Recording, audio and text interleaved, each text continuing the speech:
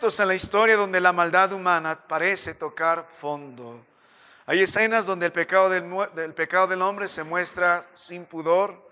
Hay momentos en la historia de la humanidad donde el hombre elevó su odio, su violencia a un punto inimaginable. Hay momentos donde el hombre sale impune después de sus fechorías. Hay momentos donde la maldad del hombre brilla con intensidad. Pero los momentos donde miramos en la palabra de Dios, en el libro de Lucas capítulo 23, cuando el Señor está camino al Calvario, cuando Él es crucificado, la maldad del hombre fue elevada como en ninguna otra parte de la historia de la humanidad. Allí el Señor Jesucristo no solo experimentó el odio del hombre, no solo fue herido por el hombre, no solo fue rechazado por el hombre, no solo fue condenado injustamente por el hombre, no solo fue crucificado allí por el hombre, sino también fue burlado en una manera extrema. Fue burlado intensamente. Cristo sufrió ignominia pública, fue hecho meollo de los demás de una forma tan despiadada. El hombre elevó su maldad contra el Señor en este instante de una forma inimaginable. Cuando volvemos a la palabra de Dios en el libro de Lucas, en el capítulo 23, el doctor Lucas registra con detalle lo que está pasando con nuestro Dios. A partir del verso 35 vemos como los gobernantes religiosos están menospreciando al Señor, se mofan de Él. Aquellos que debieron haber reconocido al Mesías, aquellos que entendían los tiempos y que entendían las evidencias bíblicas de que Cristo Jesús es el Mesías, como vimos la otra vez, movidos por la envidia, ahora están burlándose del Señor. Finalmente creen que su adversario está muriendo. Finalmente creen que han derrotado a sus graves problemas. El rey que estaba delante de ellos ha sido menospreciado duramente por aquellos y se gozan al mirar a Cristo en estas circunstancias. Así que cuando miras la palabra del Señor a partir del verso 36 en adelante, puedes ver que no solo el grupo religioso se burla del Señor, sino que también el grupo gentil, el grupo de los romanos, están tratando al Señor con una brutalidad inimaginable. Están haciendo de Cristo una caricatura cruel. Ah, sí, tú eres el rey, ahí está la corona de espinas, ahí está el manto sobre ti, están los golpes y las burlas y el meollo sobre nuestro Dios. En este instante el imperio de los hombres se está burlando de Cristo Jesús. Cuando miras la palabra del Señor, el libro de Lucas 23 también registra cómo el pueblo, la multitud está permaneciendo allí, contemplando lo que está pasando con Cristo Jesús y no se quebranta del horror. Y no hay ninguno que se ponga de pie y dice: lo que estamos haciendo no está bien. Más bien todos están gritando a una: crucificarle, crucificarle. Y ahora se ríen y se mofan al mirar a Cristo Jesús camino al Calvario. Para el grupo religioso, para los romanos, para las multitudes, todo lo que está pasando con Cristo es una comedia, donde ellos son los protagonistas, sus burlas, sus críticas, su menosprecio, su odio, su envidia. Pero en momentos así, mientras el Señor sufre las burlas de los hombres, y no solo sufre la burla de los hombres, sufre su cuerpo, sufre sus heridas con dolores inimaginables, porque la muerte en la cruz es un dolor indescriptible. Incluso la palabra que tenemos para nosotros, insoportable, viene del latín, que tiene que ver con el dolor de la cruz. Incluso de ahí se origina la palabra insoportable. Está sufriendo también la traición de los suyos, está sufriendo internamente y luego tendrá que sufrir espiritualmente, porque el Padre tendrá que dar la espalda a su Hijo y derramar toda su ira. Pero mientras todo eso está pasando en este gran teatro de la impiedad y Cristo es siendo burlado, hay un par de personas que según la palabra de Dios se unen también a la burla. La Biblia nos describe en evangelios como el libro de Mateo que había dos malhechores. Igual la palabra de Dios en el libro de Lucas nos habla de estos malhechores, pero estos también según la palabra del Señor estaban injuriando a Cristo Jesús. A un Cristo en la cruz del Calvario contaba con dos hombres que hacían más ignominia de lo que está pasando. Hay dos hombres al lado del Señor Jesucristo que están sufriendo dolor, que están a punto de morir, que ellos entienden lo que está pasando, pero aún así toman las fuerzas y las energías para que en medio de su angustia agraven la maldad del Señor. Es con sus últimas palabras, estos hombres se están burlando de Cristo Jesús. El libro de Lucas capítulo 23, la palabra de Dios registra la burla de uno de ellos. Las escrituras dicen, en el libro de Lucas capítulo 23, en el verso que nosotros hemos dado lectura, el verso 39 dice: y uno de los malhechores que estaban colgados le injuriaba diciendo: si tú eres el Cristo, sálvate a ti mismo y a nosotros. Repitiendo la ignominia de los demás hombres. Ah, mira el Cristo, ah, mira el Rey, a otro salvó y no puede salvarse a sí mismo. Mi querido hermano, el momento para nuestro Señor Jesucristo llegó. Es un momento de burla, es un momento de oscuridad, delante de los ojos de los hombres que miraron al Cristo haciendo grandes milagros, escuchando poderosos mensajes, siguiendo el favor del pueblo. Ahora está solo, abandonado, desnudo, ensangrentado. Y querido hermano, para los hombres está en el punto más bajo de su gloria. ¿Dónde está la gloria de este que dice ser el Rey? ¿Cómo ha caído este gran hombre, este gran profeta? Míralo allí, como palidece en la cruz del Calvario. Ante los ojos de los hombres, ante los ojos de los religiosos, ante los ojos de los gentiles y ante los ojos de estos malhechores, el Señor está en el punto más bajo de su gloria. Pero qué diferente es cuando miramos el Calvario bajo la vista de la palabra de nuestro Dios. Mientras los hombres se están burlando de nuestro precioso Señor y Salvador, y por si acaso la última vez vimos que fuimos parte de este grupo de hombres, porque la pregunta era que Pilato formuló, hemos visto en Mateo 27, ¿qué haré con Jesús? Y muchos de nosotros formamos parte de los que entregaron al Señor y crucificaron al Señor. Pero no estuve ahí, pastor, pero mantenemos el mismo espíritu hasta el día de hoy con Jesús. ¿Recuerdas a Judas? Lo entregó por dinero. Él dijo: prefiero mi dinero que a Cristo Jesús. ¿Recuerdas a Pilato? Lo entregó ¿por qué? Por cobardía. Dijo: prefiero mi posición, prefiero mi cargo, prefiero mis gobernantes, prefiero el favor del pueblo que al Señor. ¿Recuerda el grupo religiosos? ¿Por qué lo condenaron? ¿Por qué lo entregaron? Por envidia. Prefiero mi pecado, prefiero mi religión, prefiero mi vida pecaminosa que el Señor. Y el pueblo lo entregó por pura emoción. Prefiero el favor de los líderes. Prefiero hacer lo que los demás hacen que el Señor. Mi querido hermano, formamos parte, quiera o no, de alguna forma de esta gran multitud o de este grupo que está burlándose del Señor. Ahora, en medio de todo esto, lo que resplandece a la luz de la palabra de Dios no es que el Cristo está en el punto más bajo de su gloria, sino todo lo contrario. Cuando vemos el libro de Efesios 3:21, la palabra de Dios dice: a Él sea la gloria. ¿Dónde? Habla de Dios en la iglesia, en Cristo Jesús. El Señor y su gloria ha estado en constante afán de manifestarse a los hombres. ¿Qué es la gloria del Señor? Es la expresión hermosa de la persona y valor de nuestro Dios. Él es un Dios glorioso. Él brilla con un gran resplandor.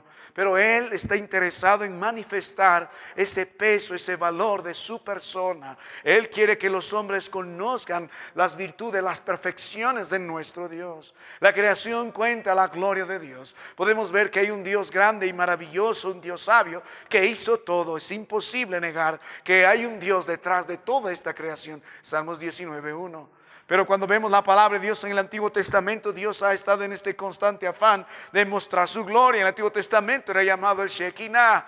Mostró su gloria al hombre, Adán y Eva, y Dios le encargó al hombre que sea un reflejo de su gloria. Por eso lo hizo imagen y semejanza. Cuando el hombre pecó, menospreció esa gloria de Dios. Pero sin embargo, Dios constantemente ha tratado de manifestarse gloriosamente al hombre. Hemos visto cómo sacó a su pueblo con gran poder, cómo se manifestaba de nube y de columna, cómo manifestaba sus grandes milagros, para que todos sepan que es un Dios glorioso, es un Dios santo, es un Dios poderoso, es un Dios invencible. No hay otro como Él. A lo largo de la historia del pueblo de Israel podemos ver cómo Dios ha estado constantemente en el afán de manifestarse delante de los hombres. Pero cuando miramos la palabra del Señor en el libro de Lucas y en el libro de Juan y el libro de Mateo y el libro de Marcos, en los días donde el Señor Jesucristo estuvo en medio de nosotros, el libro de Juan 1:14 dice lo siguiente: y vimos su gloria, gloria como el unigénito del Padre, lleno de gracia y de verdad. Y aquel verbo fue hecho carne. ¿Cuándo se hizo más glorioso nuestro Dios? A través de Cristo Jesús. habitando entre nosotros, hablando entre nosotros, obrando entre nosotros, y manifestó su gloria, y manifestó la gloria del Padre, y hay testigos sobre ello. Cristo fue glorioso durante su ministerio, vimos su poder al sanar a muchos, vimos su misericordia al levantar a muertos, hemos contemplado sus maravillas al escuchar su glorioso evangelio, estando delante de los hombres. Pero ¿sabes cómo elevó más a lo sumo su gloria? Más allá de la creación, más allá de lo que predica las apariciones y las teofanías del Señor en el Antiguo Testamento, cuando Cristo estuvo en medio de nosotros, ¿cómo elevó su gloria hasta lo sumo? Allí en ese monte del Calvario, Cristo fue más glorioso. Nuestro Dios brilló con más intensidad, Él y su gloria, como en ningún otro momento de la historia. Cuando el Señor está ahí en el punto más bajo de su gloria, bajo la burla de los hombres, la gloria de Dios resplandece. ¿Qué es lo que resplandece? ¿Qué se puede mirar a un hombre que está allí colgado y muriendo como los malhechores, ensangrentado, totalmente desnudo, sufriendo gran ignominia y vergüenza, aparentemente en el fracaso? Pero aquí hay un hombre en la palabra de nuestro Dios que nos muestra algo tan increíble. Hemos visto que comenzamos con 2 ladrones menospreciando al Señor, pero la Biblia se encarga de que uno de ellos va a llegar a ser salvo. Y la palabra de Dios nos muestra en las Escrituras, el libro de Lucas, en el capítulo 23, la promesa que el Señor le dio a este hombre en el versículo 43. Entonces Jesús le dijo: de cierto te digo que hoy estarás conmigo en el paraíso. ¿Qué es lo que está brillando de nuestro Dios? ¿Qué perfección, qué obra suya habría con mayor luz en el momento más bajo de su gloria? Mientras el hombre se está burlando, mientras Satanás sigue levantando el puño en señal de victoria. ¿Qué es lo que brilla? ¿Qué es lo que brilla? La salvación del Cordero de Dios. La salvación. Hoy estarás conmigo en el paraíso. Mientras el hombre decide burlarse del Señor, el Salvador sigue haciendo su obra. Él vino a buscar y a salvar lo que se había perdido. Dice la palabra de Dios en el mismo libro de Lucas 19. Él vino a buscar y a salvar lo que se había perdido.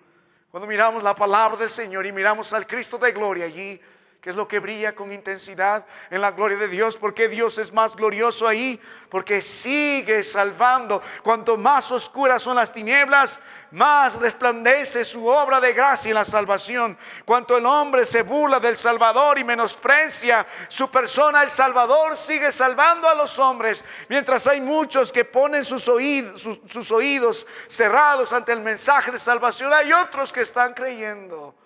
Aún en el momento más bajo del Señor Jesucristo, en su debilidad, en su muerte, en su agonía, el Salvador sigue salvando. Lo que podemos encontrar aquí es un poderoso testimonio de salvación. Y no es cualquier historia de salvación. En mi estudio, creo que es uno, aparte del apóstol Pablo, es un testimonio de salvación extraordinario. Extraordinario. Hermano mío, de eso se trata lo que queremos meditar esta noche. Cuando miramos la última vez, cuando Pilato ofreció a Jesús o a Barrabás, y la pregunta era: ¿qué harás con Jesús? Hemos contemplado la respuesta ese día, ese viernes, cuando el Señor fue juzgado religiosamente y civilmente y fue declarado injustamente condenado, sabiendo que eran justos. Muchos respondieron, muchos menospreciaron, muchos le gritaron, muchos le entregaron: ¿qué harás tú con Jesús? Pero ahora la pregunta va a cambiar de sentido. Lo que usted debería meditar ahora esta noche, no solo qué hacer con Jesús, sino qué hará el Señor con usted. Y para nosotros se acerca este hombre que al final de sus momentos, siendo un malhechor, habiendo sido un criminal, condenado a muerte, sentenciado por Roma, porque no podemos soportar un hombre de esta calaña en un imperio tan perverso, viene delante de nosotros y nos da un poderoso testimonio de salvación. Y le preguntamos: hey hombre, ¿qué hizo el Señor contigo? Y él puede decir: Él me salvó. Él me salvó. Mi querido hermano, qué poderoso testimonio, qué poderoso mensaje, qué Salvador nosotros tenemos. Cómo brilla la salvación de Cristo desde la cruz del Calvario. Cuán glorioso es nuestro Dios. Ahora la pregunta es, ¿cómo el Señor Jesucristo salvó a un hombre así? En los momentos finales de su vida, ¿cómo es posible que la palabra de Dios registre una salvación tan extraordinaria? La maravillosa salvación de Jesucristo brilla en el Calvario, y la pregunta es, ¿cómo es esta salvación? ¿En qué consiste esta salvación? ¿Cómo brilla esta maravillosa salvación que Jesucristo otorgó a un pobre hombre moribundo en la cruz del Calvario? ¿Cómo empieza la historia de este hombre? Puedes imaginarte un momento, ponte en los pies, en la cabeza de este hombre. Despertó ese día en la mañana, era un malhechor. La palabra malhechor involucra ahí, es un hombre violento. Era un hombre criminal, no era cualquiera, era un hombre avesado, era de los peores criminales. Por eso fue sentenciado a la muerte. Estaba él, estaba el otro y estaba el tal Barrabás, que ahora no está. Él despertó y dijo, ¿dónde está Barrabás? Barrabás no está, otro ha tomado su lugar. ¿Quién será este otro? Uno que dice ser el rey de los judíos. Y comenzó su mañana pensando, hoy voy a morir. Y siguió el camino de los demás, mirando a Jesús, menospreciando a Jesús. Probablemente ha escuchado mucho de él con anterioridad. Esto del asunto de Jesús se hizo en este instante bastante común. Y este hombre había escuchado acerca de Jesús. En ese instante comenzó su día. Y termina en este instante en la cruz, aún mofándose del Señor en sus últimas horas. Pero algo extraordinario pasó. No murió de esa misma forma. Ese mismo día despertó con el Señor en el paraíso. ¿Qué pasó? ¿Qué pasó? Qué salvación tan extraordinaria.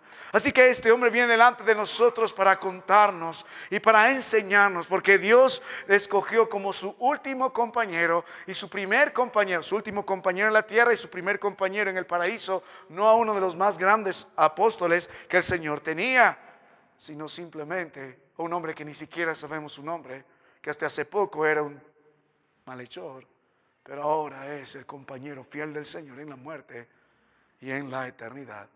¿No cree que tenemos algo que aprender?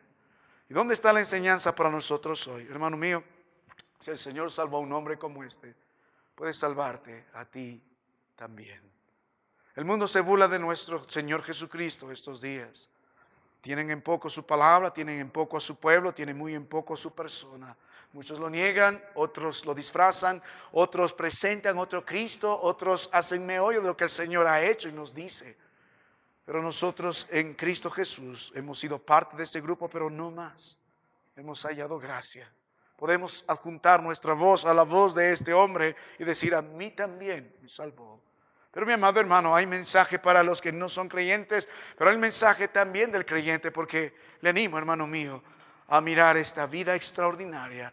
Porque es extraordinaria, porque Dios ofreció una salvación extraordinaria a este hombre, y usted pueda tener, a pesar que este hombre tuvo unas pocas horas, digamos así, de vida en el Señor, fue extraordinaria su vida.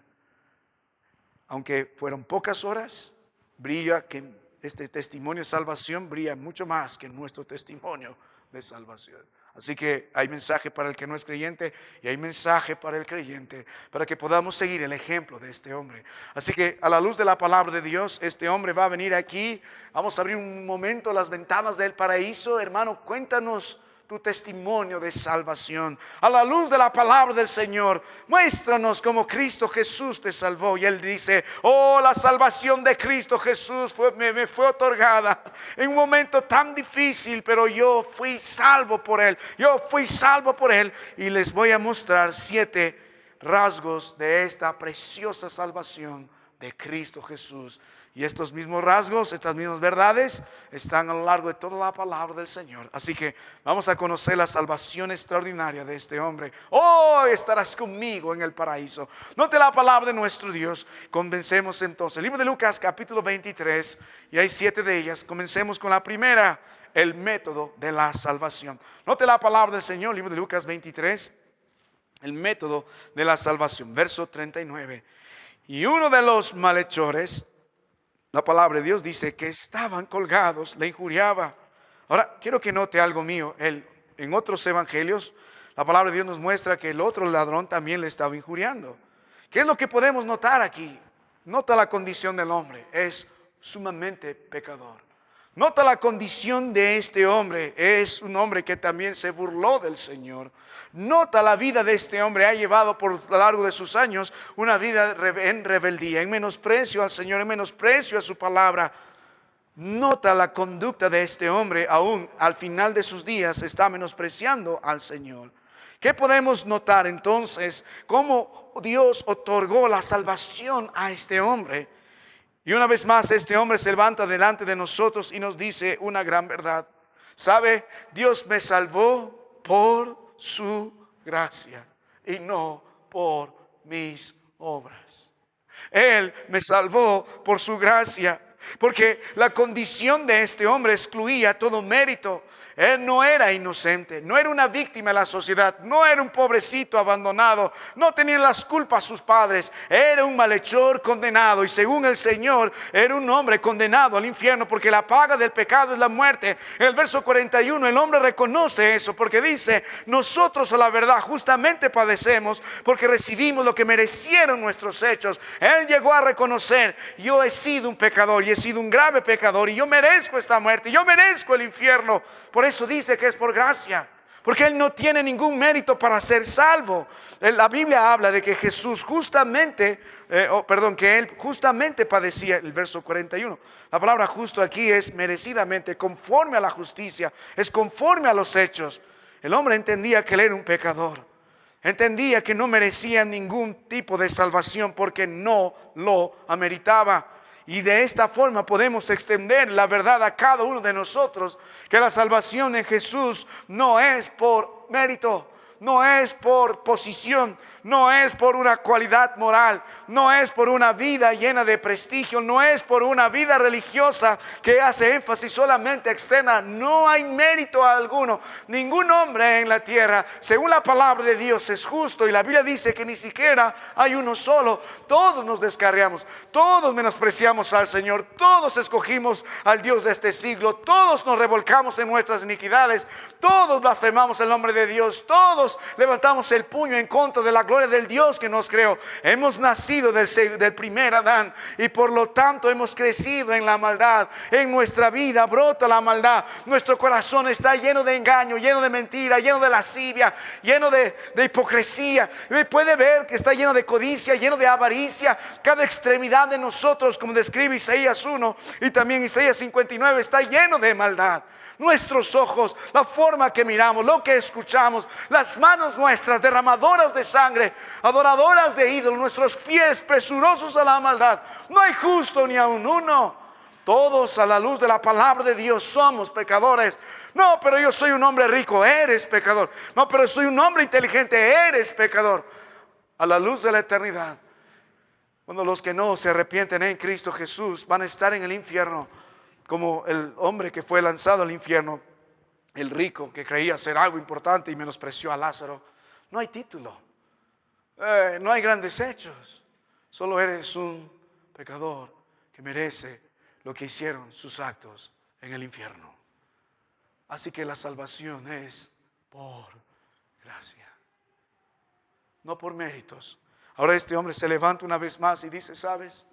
Yo no podía presentar un buen currículum para el Salvador, pero Él me salvó. ¿Sabes? Tampoco no podía presentar ninguna obra. Él no solo no tenía méritos, sino también la situación que él tenía le impedía hacer algo. La Biblia no registra que él se bautizó, no se bautizó. La Biblia no registra que él vino a la iglesia y vino fielmente. No puede, va a morir entre poco. Está ahí para ser muerto y está crucificado. Pronto va a romper las piernas y morirá ahogado. La Biblia no dice que él pidió una oportunidad para reconstruir su vida y una nueva oportunidad para hacer las cosas mejor. Él no podía unirse a una iglesia, él no podía servir años al Señor en la iglesia. Él dice: la salvación es por gracia, porque el hombre no amerita ser salvo. La salvación es por gracia porque el hombre no solo no amerita, sino no puede hacer ninguna obra para ser salvo. Imposible. Esto es una gran verdad, hermano mío. La palabra de Dios nos enseña en Gálatas 1 que cualquiera que predique otro evangelio sea anatema. Puedes encontrar diferentes denominaciones, diferentes grupos que se identifican y hay muchos y es triste cuando podemos identificarnos con una bandera teológica más que con la palabra del Señor. Yo les animo, ¿no?, a levantar, yo soy este, yo soy otro, y todos los cistas, calvinistas, providencialistas, arminianistas y todos los cistas. Tengan cuidado con todo eso. ¿Por qué no volvemos siempre a la palabra del Señor? A la palabra del Señor, a la palabra del Señor, la palabra más segura. Pero quiere distinguir a una iglesia o a un mensajero del que es conforme a la Biblia, el que no es. Solo escucha el evangelio que predica. La Biblia nos enseña en el libro de Efesios 2:8 que por gracia sois salvos por medio de la fe, y esto no de vosotros, pues es don de Dios, no por obras, para que nadie se gloríe. Sea bautista o no sea bautista, sea esto o no sea esto, solo mire su vida y el evangelio que predica. La religión siempre pone el énfasis en la salvación por obras. Bautízate, dicen ciertos grupos religiosos, y serás salvo. Me bauticé hasta por los muertos, entonces mis antepasados o los que por los que me bauticé son salvos. Eso no dice la palabra de Dios, porque el verso 9 de Efesios 2 dice no por obras. Y por si acaso, no solo es este evangelio pertenece al Nuevo Testamento. ¿Cómo fue salvo Adán? ¿Cómo fue salvo Abel? ¿Cómo fue salvo Set? ¿Cómo fue salvo Matusalén? Enoc, Noé. ¿Cómo fue salvo Moisés? ¿Cómo fue salvo Samuel? ¿Cómo fue salvo David? ¿Cómo fue salvo todos los varones del Señor del Antiguo Testamento? El mismo método. En el libro de Génesis vemos el verso 15, la primera referencia del evangelio, de la simiente de la mujer. Van a ser alguien que va a destruir a Satanás. Y Adán entendía eso y fue salvo mirando al Mesías prometido, a la simiente de la mujer en el futuro. Todos los hombres del Antiguo Testamento saben que no por obras, para que nadie se gloríe. El método de la salvación sigue siendo el mismo, es por gracia, no por obras. El énfasis no está en lo externo, el énfasis está en el bautismo, el énfasis no está en una gran oración, el énfasis no está en pertenecer a una gran iglesia, el énfasis de la salvación no está en haber hecho grandes obras. Yo merezco ir al cielo porque soy buena gente. No, eso no mereces. Usted merece el infierno. Cuando mire la palabra del Señor, entonces el hombre dice, el método de la salvación es por gracia. Porque no hay mérito mío, porque no hay obra mía que pudiese alcanzar la salvación. Yo merezco la muerte porque no tenemos el poder, ni siquiera tenemos el deseo. Efesios 2:1 describe perfectamente la condición de un hombre. Y Él os dio vida cuando estabais muertos en vuestros delitos y pecados. ¿Por qué no podemos hacer algo bueno al Señor? Porque amamos la maldad, porque aborrecemos lo bueno, porque seguimos el deseo de la carne, los deseos de los ojos y la vanagloria de la vida. Y estamos sepultados por nuestras maldades. Imposible que el hombre se levante por sí mismo. Cuando usted vuelve a las Escrituras, note algo más en la palabra del Señor. Porque la salvación es por gracia. Ahora, si nota el versículo que el hombre señala en su oración, el verso 42, predica algo. Y dijo a Jesús, acuérdate de mí cuando vengas en tu reino. La palabra acordarse aquí no es solamente que Jesús piense en él. No, esta expresión usada bastante en el contexto judío invita a salvación. Lo que este hombre está diciendo, Señor, haz algo por mí. Señor, sálvame, sálvame. El hombre entiende que la salvación depende enteramente de la gracia del Señor. Él dice, no tengo méritos, no tengo obras, no tengo dignidad, no tengo justicia, no tengo recomendación, no tengo antecedentes, no tengo denominación, solo tengo culpa, miseria y dolor y gravedad. Soy un convicto a la muerte y lo merezco.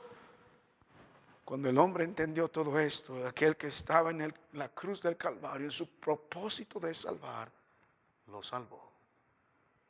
La salvación únicamente depende del poder de Dios. La salvación comienza con el Señor y termina con el Señor. Y es por gracia, es un regalo que usted y yo no merecemos. No es por obras para que nadie se gloríe. Por eso la gloria y honra no es al hermano tal, no es al pastor tal, no es a la denominación tal, sino a Cristo Jesús, el Cordero inmolado. El libro de Apocalipsis capítulo 5 predicó las canciones que están y la alabanza que está ahí elevada por los hombres salvos. Al Cordero inmolado sea la gloria. Él es digno, a Él merece la honra, el honor y poder y la sabiduría, porque Él nos ha lavado de nuestras iniquidades. Es por gracia y no por obras. La palabra de Dios dice en Romanos 3:24, siendo justificados gratuitamente por su gracia, mediante la redención que es en Cristo Jesús. Tito 3:5 dice, no nos salvó no por obras de justicia que nosotros hubiéramos hecho, sino por su misericordia, por el lavamiento de la regeneración y por la renovación en el Espíritu Santo. Y el libro de Romanos 4:5 termina diciendo, mas al que no obra, sino cree en aquel que justifica al impío, su fe les contada por justicia, porque no es por obras, sino es por gracia. Ahora vuelva a la palabra de nuestro Dios, hermano, y meditemos en una segunda lección en la que este hombre nos va a ayudar a meditar. Así que se para delante de nosotros y dice, Él me salvó solamente por su gracia. Solamente por su gracia. Y le seguimos preguntando, hermano, cuéntanos, ¿qué más nos puedes decir de la salvación gloriosa del Señor? ¿Cómo brilla en el Calvario? Y nos dice, su salvación es por gracia, es el método de su salvación. Pero quiero que aprendan algo, el canal de su salvación. Note la Biblia, el libro de Lucas 23, el verso 43. Entonces Jesús le dijo, verso 42, y dijo a Jesús, acuérdate de mí cuando vengas en tu reino. Él dice, para que la gracia del Señor viaje y para que ese poder de Dios llegue en la salvación, tiene que ir un medio, tiene que viajar por un conducto, y eso se llama la fe. El método de la salvación es la gracia, pero el canal de la salvación es la fe. ¿Cómo vemos la fe de este hombre, hermano? ¿Cómo brilla en el verso 42? Acuérdate de mí. Lo que está diciendo el Señor, sálvame, sálvame. Y no solo está tratando así a Jesús como el Salvador, estando el Salvador en el punto más bajo de su gloria, sino también lo está tratando como aquel que va a vencer a la muerte, porque dice, acuérdate de mí cuando vengas. Y no solamente está mirando al Señor como el Salvador derramando su sangre, sino aquel que venció a la muerte porque va a resucitar, sino está mirando al Señor que volverá a establecer su reino eterno. Qué fe de este hombre.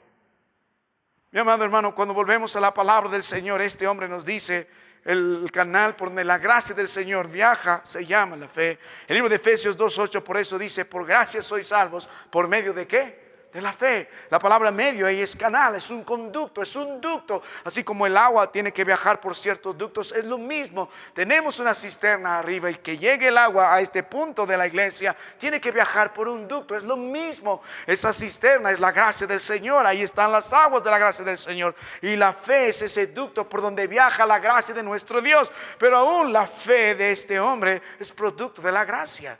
Porque si miras la palabra del Señor, el objeto de su fe de este hombre no está en sí mismo, no está en un hombre religioso, no está en una denominación. No, el objeto de la fe de este hombre está en la persona de Cristo Jesús. Acuérdate de mí. No está clamando esto al sumo sacerdote, no está pidiendo esto a Pilato, sálvame Pilato, no, a Jesús. El objeto de su fe es el Cristo de la Biblia. Este hombre llegó a conocer, aún en este poco tiempo, la persona de Cristo Jesús. Porque cuando miras las Escrituras, la palabra del Señor nos va a mostrar una verdad acerca de su conocimiento. Miren la palabra de Dios, verso 41, dice, nosotros a la verdad justamente padecemos porque recibimos lo que merecieron nuestros hechos. Ahora nota al final que dice, mas ningún mal. La palabra mal hace referencia no solo a algo que tenga que ver con fringir la ley, sino hace referencia a una cualidad moral. O sea, él está diciendo no solamente él es justo, sino él es perfecto, es moralmente puro. Este hombre, aún en su poco tiempo de vida, depositó su fe en la persona del Señor. Él sabía quién era Jesús. Él sabía que era justo, él sabía que él era el Salvador, él entendía que estaba tomando su lugar por él en la cruz del Calvario. Él puso su fe en la persona de Jesús, él puso su fe también en la palabra de nuestro Dios. En los versos anteriores, el Señor Jesucristo más adelante anteriormente va a decir en el verso 34, por ejemplo, mientras fue levantado en esa cruz, dijo, y Jesús decía, y ahí estaban los malhechores, porque el verso 33 nos habla, uno a la derecha, otro a la izquierda. Padre, dijo Jesús, perdónalos porque no saben lo que hacen. ¿No cree que esas palabras de Cristo rompieron el corazón de este hombre a través del Espíritu de Dios? El hombre merecía la muerte. El hombre se está burlando de Cristo, pero Él está intercediendo por perdón de este hombre. Padre, perdónanos porque no saben lo que hace. Así que este hombre puso su fe en la persona perfecta y pura del Salvador. Este hombre puso su fe en la palabra del Señor, de esa intercesión suya. Padre, perdónanos porque no saben lo que hace. Él sabía a través de la boca de Cristo Jesús que la única forma de ser salvo es a través de Cristo Jesús, que la obtención de los pecados está a través del precio que Cristo tenía que pagar en la cruz del Calvario, derramando su sangre. Y Él también tenía el poder o fe en el poder de Cristo Jesús. Por eso el verso 42 dijo: acuérdate de mí cuando vengas en tu reino. Él está diciendo: yo sé que vas a morir, pero sé que vas a resucitar y sé que vas a volver. Tú vas a vencer a la muerte. Mire cuánta verdad puede predicar este hombre para nosotros en este instante. Él nos da un poderoso testimonio. Nos dice que el método de la salvación es por la gracia. Nos dice que el canal de la salvación es por la fe en la persona de Cristo, en la palabra de Cristo, en el poder de Cristo Jesús. No hay nada imposible para nuestro Dios. Así que cuando miramos la palabra de nuestro Dios, algo debemos notar de este hombre. Cuando él deposita plenamente su confianza en el Señor, usted puede notar algunos elementos de su confianza. El objeto de su fe es Cristo, pero mira los elementos de su confianza. Él tiene conocimiento de Cristo, pues dijo: ningún mal hizo. Escuchó la palabra: Padre, perdónalos porque no saben lo que hacen. Él fue testigo de lo que Cristo es. Él conocía al Cristo de la Biblia, y no solo le llegó a conocer verdaderamente, sino llegó a confiar plenamente en Él. Cuando vengas en tu reino, no solo llegó a confiar plenamente en Él, sino aprendió a vivir en Él. No está pidiendo que Jesús solo sea amable con Él. No está pidiendo que Jesús solo le libre del dolor temporal. Él está buscando una salvación eterna y entregó su vida en las manos del Señor. Él no demandó tampoco una salvación: Señor, yo merezco ser salvo. No, Él confió en la misericordia del Señor. La magnitud de su fe es algo sorprendente también. No solo los elementos de su fe, no solo el objeto de su fe, pero la magnitud de su fe. El hombre dijo: acuérdate de mí cuando vengas en tu reino, mirando el retorno glorioso de Cristo Jesús por la fe, por la fe, por la fe. Cuando miramos la palabra de Dios, la fe de este hombre brilla. La fe de este hombre es increíble. Eso admira al Señor.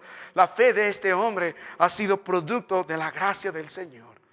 Mi amado hermano, cuando miramos la fe de este hombre y miramos la fe de los discípulos en este instante, hay una gran diferencia. ¿Dónde está Pedro, que dijo: estaré contigo, Señor, hasta ese mismo instante de la muerte? ¿Dónde está Juan? ¿Dónde están los demás discípulos? ¿Dónde están? ¿Por qué escogió Dios a este hombre? Dios en su gracia lo sabe, pero algo podemos ver: la fe de este hombre también brilló en medio de la cruz del Calvario. Aun a pesar de lo que pasaba el Señor Jesucristo, su obra de gracia brilló más intensamente que en ninguna otra parte de los evangelios, porque está salvando un hombre en ese poco tiempo, una salvación extraordinaria. Y si salvó a un hombre como él, puede salvarnos también a nosotros.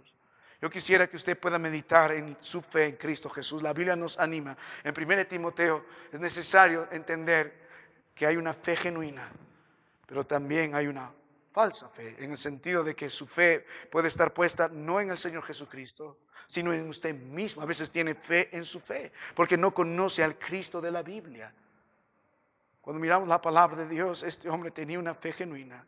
Él conocía al Señor. Él creyó en el Señor, él confió en el Señor, él se entregó a su persona, a su palabra y a su obra, y su fe creció en ese instante, en un momento tan terrible para el Señor, pero tan glorioso para nosotros que somos pecadores. Puede examinar su fe en el Señor esta noche. ¿Dónde está su confianza? ¿En su obra, en su persona, en sus años en el ministerio? ¿O ha aprendido a confiar plenamente en el Señor? Conoce al Cristo de la Biblia, conoce de su persona, conoce de su palabra, conoce de su obra, conoce de su poder.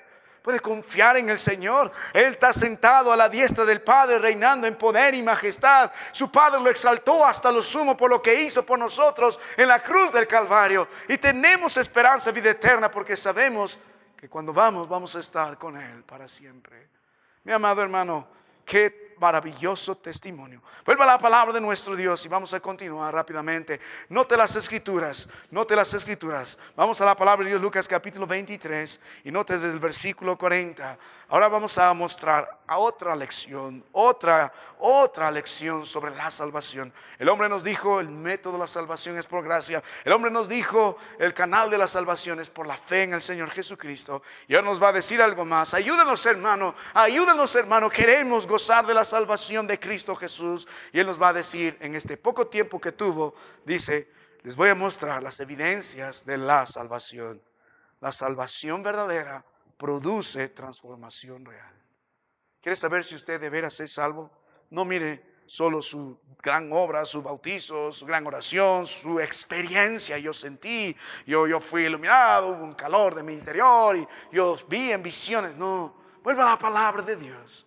No quiere algo bamba, no quiere algo hueco, quiere algo real. A la luz de las Escrituras, este es el tema más importante en su vida. ¿Qué hará Jesús con usted? ¿O lo va a condenar o será salvo?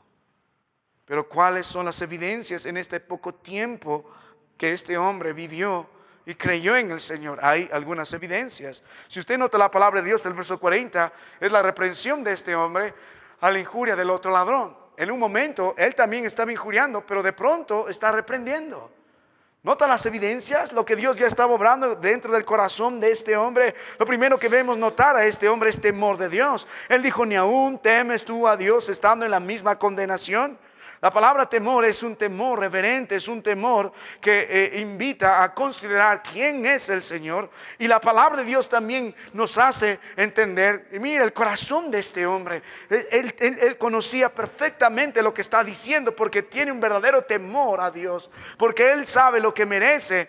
Ni aún temes tú a Dios estando en la misma condenación. No solo está hablando del juicio que tenés por su maldad en esos días, sino por la condenación eterna.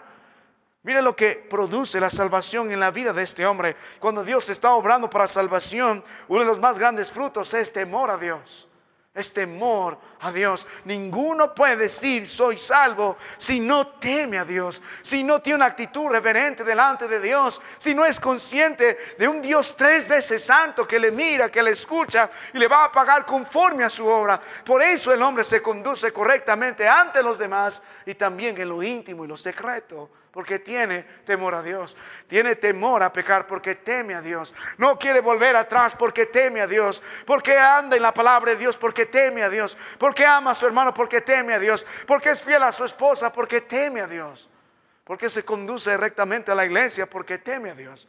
Proverbios 1:7 dice, el principio de la sabiduría, ¿qué es? Es el temor a Dios. Tanto Proverbios como la ley nos muestra una gran verdad. Si quieres vivir conforme a esto, porque Proverbios tiene dichos que tienen verdades que nos enseñan a vivir en la sabiduría. Primer requisito, temor a Dios. Si no, imposible.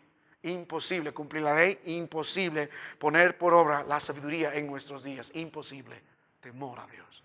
Ahora, si notas otra verdad en la vida de este hombre, mire otra evidencia. El verso 41 dice, nosotros a la verdad justamente padecemos porque recibimos lo que merecieron nuestros hechos, mas ningún mal hizo. El hombre no pone excusas, no echa la culpa al sistema, no echa la culpa a sus padres, no echa la culpa a su crianza, no echa la culpa a su entorno, no echa la culpa a su pueblo, no está responsabilizando a otros de su problema, de lo que él es. Normalmente cuando los criminales se justifican, echan la culpa a sus padres, echan la culpa al sistema, etcétera. Esto es producto de los malos gobiernos. No, el hombre está diciendo nosotros, hermano, cuando uno de veras es en el Señor, tiene la actitud correcta, no solo hacia Dios porque hay temor de Dios, sino la actitud correcta al pecado. Somos dóciles a la maldad. El hombre reconoce su maldad. El hombre ve la magnitud de su maldad. El hombre entiende que lo que está haciendo delante del Señor, Dios lo aborrece. Él está tomando la responsabilidad de lo que está pasando en su vida. En su vida dijo, no más excusas. En su vida dijo, no voy a echar la culpa a Dios de mis problemas. En su vida él entendió, esto lo que está pasando es por mi culpa. La palabra de Dios en Isaías 59 dice, nuestras iniquidades han hecho separación en nosotros y Dios. Es sensible ahora al pecado. Ahora se arrepiente de sus maldades. Ahora reconoce su maldad. No quiere participar en las mismas fechorías que antes. Es difícil mirar a uno que dice ser salvo y con toda desfachatez vuelve una otra vez a revolcarse en el pecado que alguna vez amó. La palabra de Dios nos muestra la gran diferencia. En 1 de Juan 3 dice que nosotros no practicamos el pecado. Sí somos pecadores, sí lidiamos con el pecado, pero no practicamos el pecado. En nuestro estilo de vida ha cambiado. ¿Qué sucede en el corazón de este hombre que ama la santidad del Señor? Ama la santidad del Señor, teme el pecado, no se revuelca en lo mismo, no practica el pecado, reconoce su maldad, confiesa su maldad, se aparta de su maldad. Oh, mi amado hermano, no más excusas, no más excusas. Vuelve a la palabra de nuestro Dios y sigue mirando lo que este hombre entiende. Oh, una actitud correcta ante Dios, una actitud correcta ante el pecado. Teme a Dios, aborrece el pecado, pero nota la palabra de Dios. También tiene una correcta ante el Salvador. La palabra de Dios dice, mas el verso 41, ningún mal hizo. Qué declaración tan gloriosa. La gente que está diciendo, este dice que es el Hijo de Dios, que se levante, si es el Rey, que haga algo. Se están burlando. Todos se están burlando. Los judíos religiosos se están burlando. Todas las multitudes se están burlando. Los romanos se están burlando. Están repartiendo la vestidura del Señor a suertes a los pies de la cruz. Todos se están burlando. El malhechor que está al lado del Señor se está burlando. En medio de todo solo hay uno que registra la palabra de Dios, que se pone en pie delante de este mundo, levanta su voz con las pocas fuerzas que tiene y enérgicamente dice, este no es lo que ustedes están diciendo. Él es el Señor, Él es perfecto, Él es justo, Él es el Rey, Él es el Mesías prometido. No estén hablando así del Señor. Hermano, qué gran evidencia, porque vemos un hombre que reconoce quién es Cristo Jesús. No solo reconoce a Jesús, sino que reconoce la gloria de su Señor. Ningún mal hizo. Es triste saber que muchos de nosotros decimos ser creyentes, pero tenemos en poco al Señor. No somos capaces de defender su gloria, de andar en su palabra, de honrarle a Él. Tenemos en poco al Señor en nuestras vidas.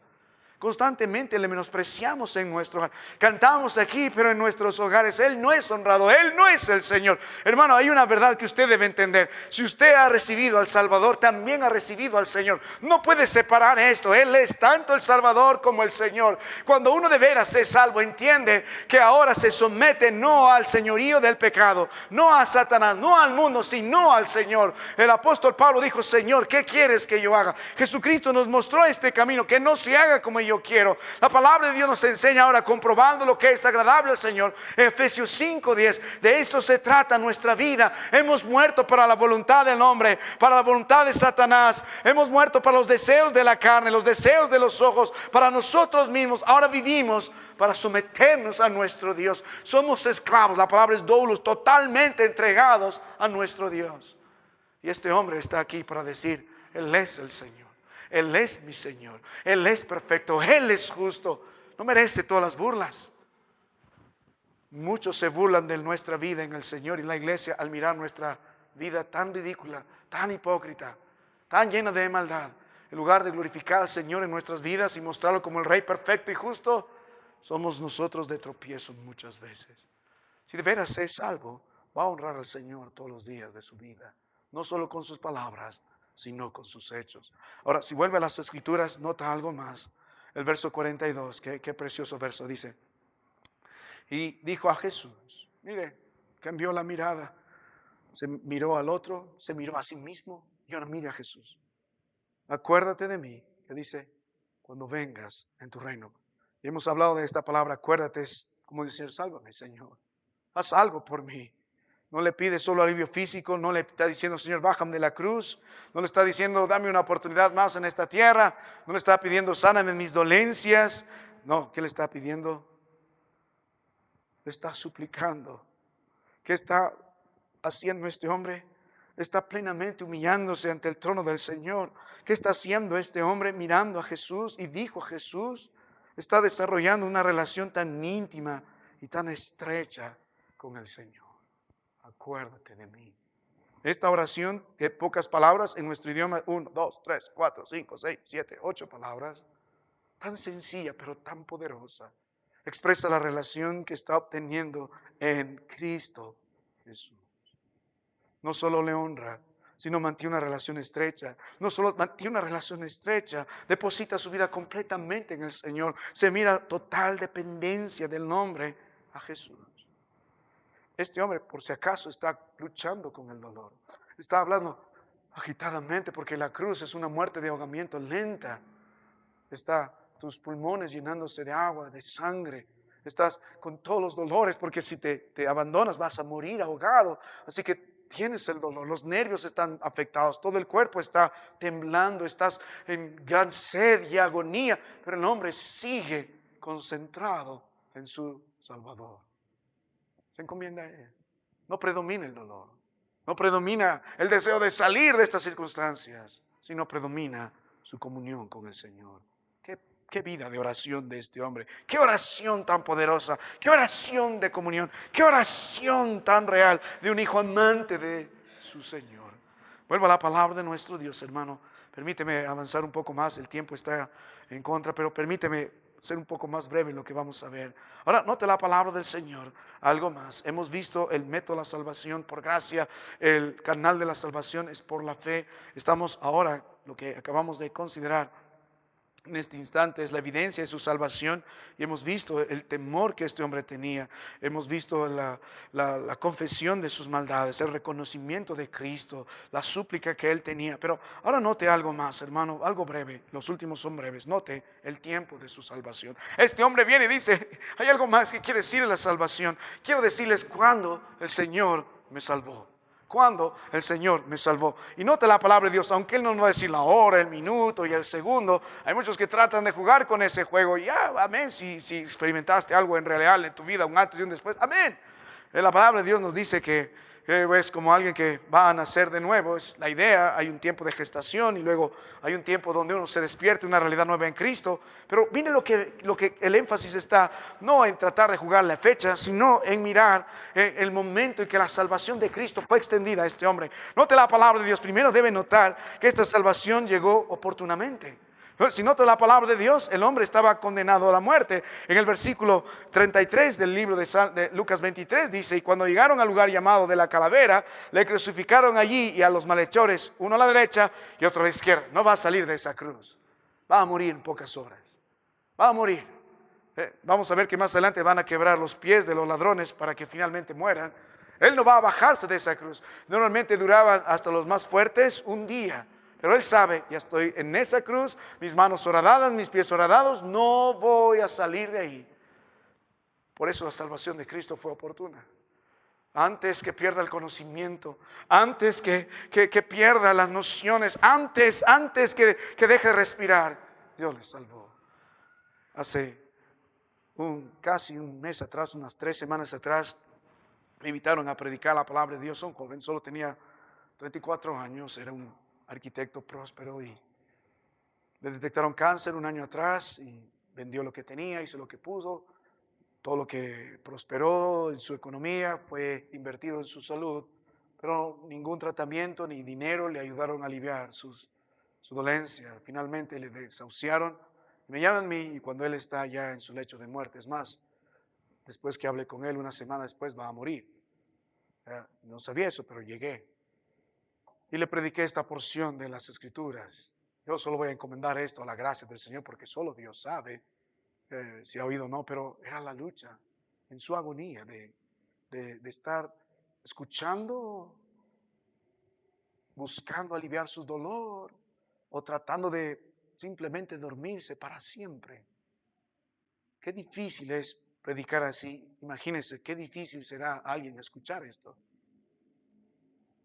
En medio de su dolor, en medio de su angustia, sabiendo que no va a salir de ese lecho.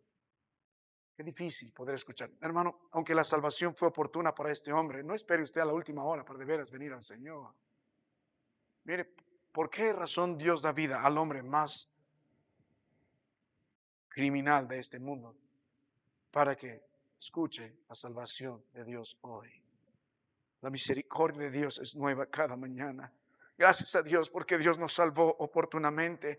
No llegó tarde, no llegó pronto, fue el momento exacto en la gracia de nuestro Dios. También fue una salvación postrera porque alcanzó al pecador al final de sus días, al minuto, al final de sus horas, a los instantes de que iba a expirar. Dios fue bueno al salvar al pecador no solo oportunamente, sino hasta el final.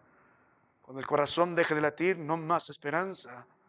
Pero aún hay esperanza, pero aún hay esperanza. La salvación de este hombre también fue inmediata. Él, después que creyó en el Señor, se puede ver las evidencias de su salvación. Por eso es una salvación extraordinaria. Él dice, Él me salvó oportunamente. Él me salvó incluso al final de mis días, al final de mis horas, al instante final de mis minutos en esta tierra. Él me salvó, Él me salvó. Y también proclama para nosotros esta noche, su salvación fue real. Así me salvó el Señor.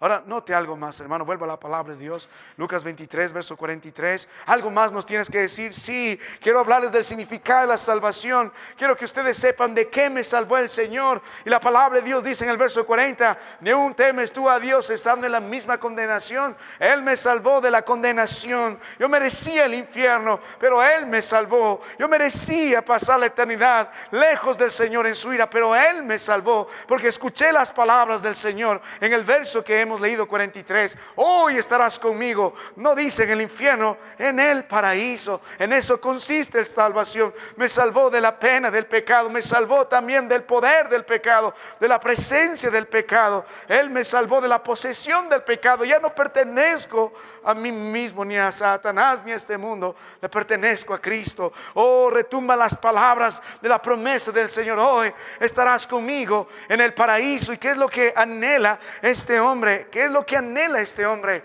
¿En qué consiste la salvación del Señor? ¿Cuál es su significado?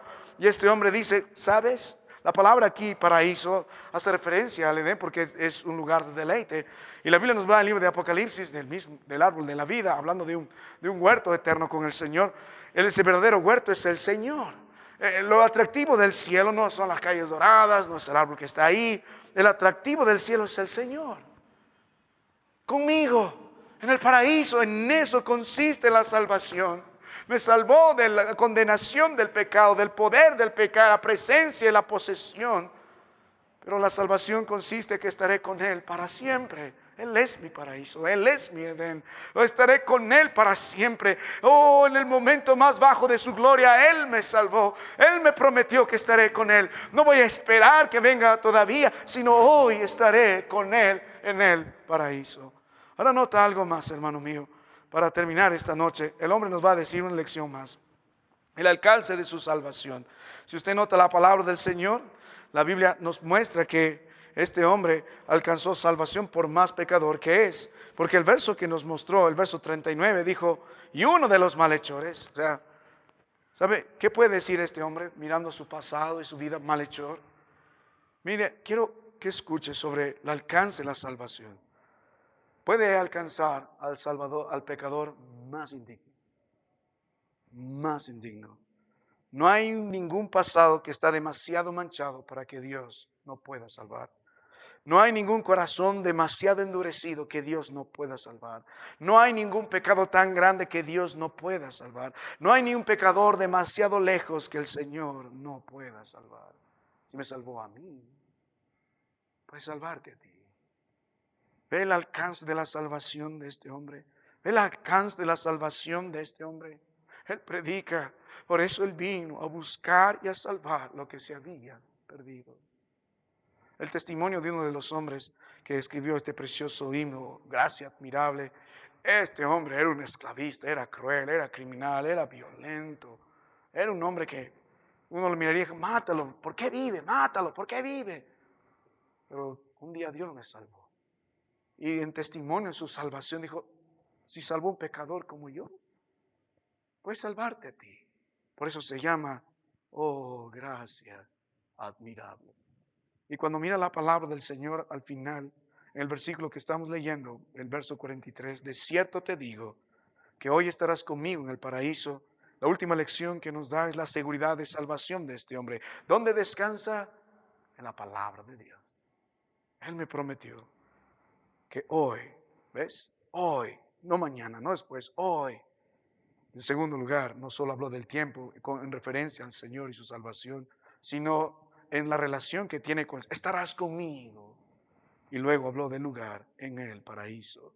Y el Señor, para asegurar todo esto, dijo, de cierto te digo, lo mismo que usó las veces que habló con autoridad, que habló con seguridad, que habló con palabra divina, que habló de una forma personal, que habló con una palabra que no va a pasar, el cielo y la tierra pasará, pero la palabra de Dios, no. Él me habló así. Esas fueron las últimas palabras que este hombre escuchó. Murió, pero despertó con su Señor. Nunca más solo. Mi amado hermano, la salvación que el Señor nos ofrece brilla desde la cruz del Calvario. Alumbra hasta. Gracias a Dios, porque Dios salvó un hombre como él, puede salvarnos también a nosotros. El mundo se burla, pero el Señor sigue salvando, sigue salvando. Ojalá que usted como creyente lleve el glorioso evangelio de Cristo Jesús a través de su vida, un pecador salvo por gracia en Cristo Jesús. Y si alguien no es salvo esta noche, le invito de veras a mirar a Cristo Jesús. Mire cuán glorioso es. Si Él salvó a un hombre como Él, puede salvarte a ti. Su sangre limpia toda maldad. ¿Qué tengo que hacer, pastor? Solo tienes que creer. Cree en el Señor Jesucristo y serás salvo. Solo clama en la misma forma. Padre, acuérdate de mí cuando vengas en tu reino. Puedes orar por ti, pero ora también por tu familia. Acuérdate de mi familia. Acuérdate de mi hijo. Hay cuantos en su entorno no son salvos de veras. Si Cristo salvó a este hombre, puede salvarnos también a nosotros. ¿Cómo brilla la gloria de Dios en su salvación? Vamos a terminar en oración. Padre, gracias.